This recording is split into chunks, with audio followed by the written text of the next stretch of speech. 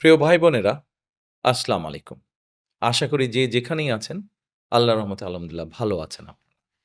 আজকে আপনাদের সামনে আমি একটি খুব গুরুত্বপূর্ণ বিষয় নিয়ে আলোচনা করতে চাইছি।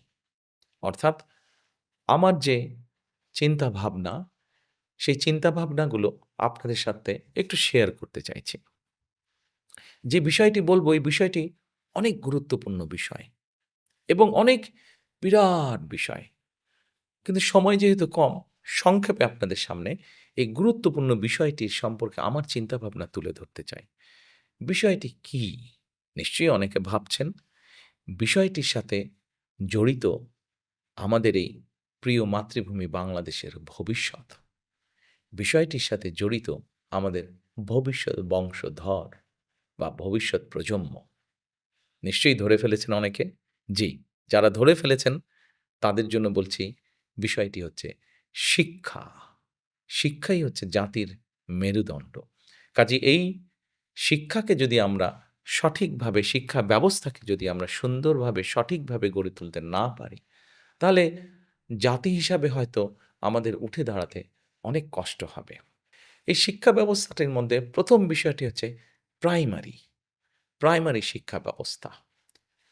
প্রাইমারি শিক্ষা ব্যবস্থাটাকে আমরা একটু সুন্দর করে গুছিয়ে সাজাতে চাই। দেখুন, আপনি যদি একটি আ ভালো আম গাছ চান, ভালো কোয়ালিটির যদি আঁটি হয়, অর্থাৎ বীজটা যদি ভালো হয়, নিশ্চয়ই তাহলে ফলনটাও ভালো হবে, গাছটাও ভালো হবে। কারেক্ট, ঠিকই ধরতে পেরেছেন আপনারা। আমরা ১ম এ গুরুত্ব দিতে চাই আমাদের শিক্ষা ব্যবস্থার প্রাইমারি স্কুলের যে শিক্ষক আছেন, সেই শিক্ষকদের ট্রেনিংয়ের উপরে। এই শিক্ষকদেরকে আমরা ট্রেনিং দিতে চাই। যারা শিক্ষক আছেন, তাদেরকে আমরা ট্রেনিং দিয়ে তাদের কোয়ালিটিটা আমরা ইমপ্রুভ করতে চাই। কারণ আমরা মনে করি শিক্ষক যদি ভালো ট্রেনিং পান, তাহলে অবশ্যই শিক্ষক তার যে শিক্ষার্থী থাকবে, তাকে ভালো করে পড়াতে পারবেন, ভালো করে লেখাপড়া শিখাতে পারবেন। এবং সেই জন্যই আমরা একটি নতুন বিষয় ইন্ট্রোডিউস করতে চাচ্ছি। সেটি হচ্ছে ওয়ান টিচার ওয়ান ট্যাব। আপনারা হয়তো চিন্তা করতে পারেন, জিজ্ঞেস করতে পারেন, ওয়ান টিচার ওয়ান ট্যাবটা কি? বাংলাদেশে খুব সম্ভবত ৩.৫ লক্ষের এরও কিছু বেশি প্রাইমারি শিক্ষক আছেন। সরকারি, বেসরকারি সব মিলিয়ে। আমরা ১ম এ সরকারি প্রাইমারি স্কুল দিয়েই শুরু করতে চাইছি। আমরা এই টিচারদের কাছে ছোট ট্যাব বা কম্পিউটার পৌঁছে দিতে চাচ্ছি ১ম এ। আমরা যদি এই সকল টিচারকে ঢাকা শহরে বা বিভাগীয় শহরে নিয়ে এসে ট্রেনিং দেই, তাহলে দেখা যাবে যে অনেক খরচ হবে রাষ্ট্রের, সময়ও নষ্ট হবে। সেইজন্য আমরা এই ট্যাবটা পৌঁছে দিতে চাচ্ছি।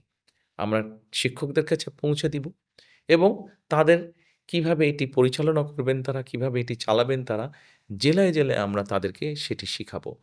তারপরে তারা তাদের উপজেলা, ইউনিয়ন, গ্রামে ছড়িয়ে ছিটে পারবেন। ফলে অর্থাৎ একেকজন টিচারের কাছে একেকটা কম্পিউটার থাকবে। সেই কম্পিউটারের মাধ্যমে ঢাকা থেকে বসে একজন শিক্ষক ভালো কিছু ট্রেনিং তাদেরকে দিতে পারবেন, অথবা একজন শিক্ষক যে যশোরে আছেন, সে দেখা যাবে কুড়িগ্রামের একজন শিক্ষককে ভালো কোনো একটি বিষয়ে ট্রেনিং দিতে পারলেন। অথবা চট্টগ্রামে একজন শিক্ষক আছেন, সে হয়তো দিনাজপুরের ছাত্রছাত্রীদেরকে ভালো কোনো একটি বিষয়, শিক্ষার কোনো একটি সাবজেক্ট বিষয় ভালো করে পড়াতে পারবেন। এটা তো গেল একটা। সময় লাগবে, কিন্তু আস্তে, আস্তে আমরা এই জিনিসটি গড়ে তুলতে চাই। এই সিস্টেমটি আমরা গড়ে তুলতে চাই। এবার আসুন, আমরা শিক্ষা ব্যবস্থার মধ্যে আরেকটি বিষয় নিয়ে আসতে চাই। সেটি হচ্ছে ভাষা। দেখুন, আমরা সকলে বাংলা বলছি। আমাদের অনেক ছেলেমেয়েরা, আমাদের অনেক সন্তানেরা ইংরেজিও বলছে অনেকে। কিন্তু চিন্তা করে দেখুন, আমাদের সন্তান, আমার সন্তান, আপনার সন্তান, তারা যদি বাংলা পারে, তারা যদি ইংরেজি পারে এবং ইংরেজি ভাষার পাশাপাশি যদি আরেকটি ভাষা, ৩য় একটি ভাষা সে যদি জানে, তাহলে বড় হয়ে সে যদি তার সেই জানা ভাষার দেশে যায় বা যেতে পারে, তাহলে নিশ্চয়ই সে একটা ভালো কর্মসংস্থান খুঁজে বের করতে পারবে। কাজেই আমরা সরকার থেকে কয়েকটি ভাষা শেখানোর ব্যবস্থা করব। যেমন ম্যান্ডারিন হতে পারে, যেমন জাপানি ভাষা হতে পারে, যেমন জার্মানি ভাষা হতে পারে, যেমন ফ্রেঞ্চ ভাষা হতে পারে, অ্যারাবিক ভাষা হতে পারে, ইটালিয়ান ভাষা। অর্থাৎ পৃথিবীর বিভিন্ন দেশে কর্মসংস্থানের সুযোগ আছে যেই দেশগুলোতে বেশি। কোরিয়ান ভাষা হতে পারে। সেরকম দেশগুলোতে সে দেশগুলোর ভাষা আমরা আমাদের ছেলেমেয়েদেরকে শিখাতে চাই। ৩য় ভাষাটি শিখাতে চাই তাদেরকে। তারা যদি এই ভাষাটি শিখতে পারে, তাহলে বড় হতে, হতে সেই ভাষায় তার দক্ষতা হবে। এবার আসুন, ভাষা শিক্ষার পাশাপাশি আমরা প্রাইমারি স্কুল থেকে শুরু করে একদম ক্লাস 12 পর্যন্ত আমরা আরও কয়েকটি বিষয় এখানে আমরা বইয়ের বা স্কুলের সিলেবাসের মধ্যে নিয়ে আসতে চাই। কি, কি সেটি? যেমন ধরেন খেলাধুলার একটি বিষয় আছে। প্রত্যেকটি ছেলেমেয়েই কোনো না কোনো বিষয় খেলতে পছন্দ করে। কোনো না কোনো স্পোর্টস খেলতে পছন্দ করে।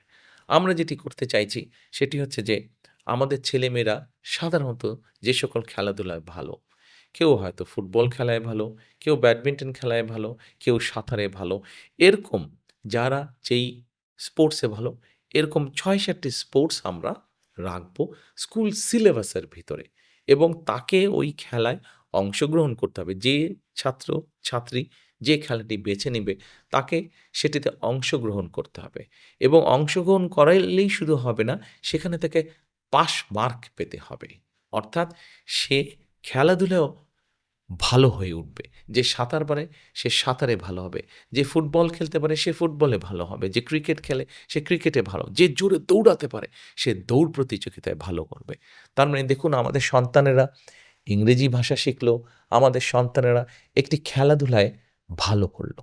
এবার আসুন, আমরা আমাদের সন্তানদেরকে গড়ে তুলতে চাই যেমন ভালো খেলতে পারবে, ৩য় একটি ভাষা, ২য় একটি ভাষা জানবে।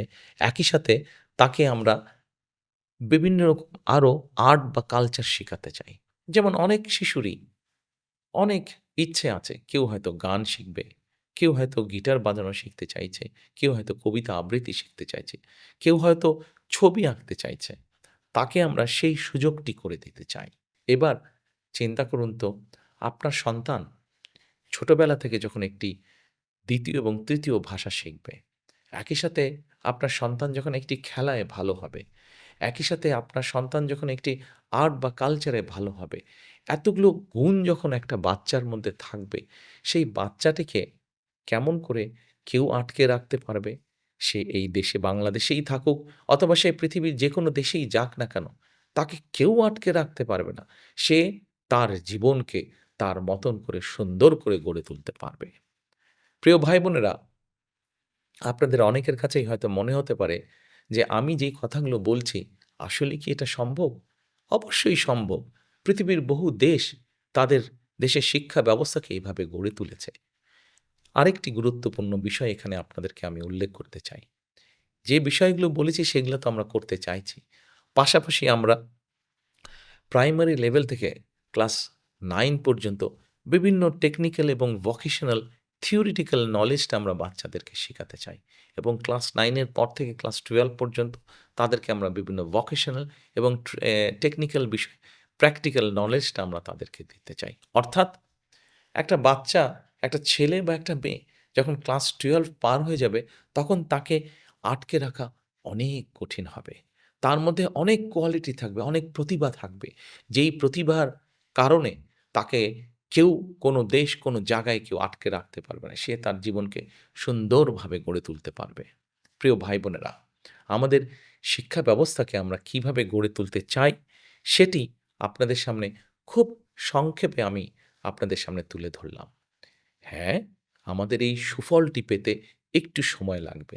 কিন্তু আমরা সকলে মিলে যদি চেষ্টা করি, আমরা সকলে মিলে যদি আমাদের আগামী প্রজন্মকে, ভবিষ্যৎ প্রজন্মকে এভাবে বিভিন্ন প্রতিভা দিয়ে গড়ে তুলি, তাহলে আজ না হোক কাল, কাল না হলে পরশু, না হলে তো অবশ্যই তার পরের দিন ইনশাআল্লাহ আমরা একটা অনেক শক্তিশালী, প্রতিভাবান একটি দেশ আমরা গড়ে তুলতে সক্ষম হব।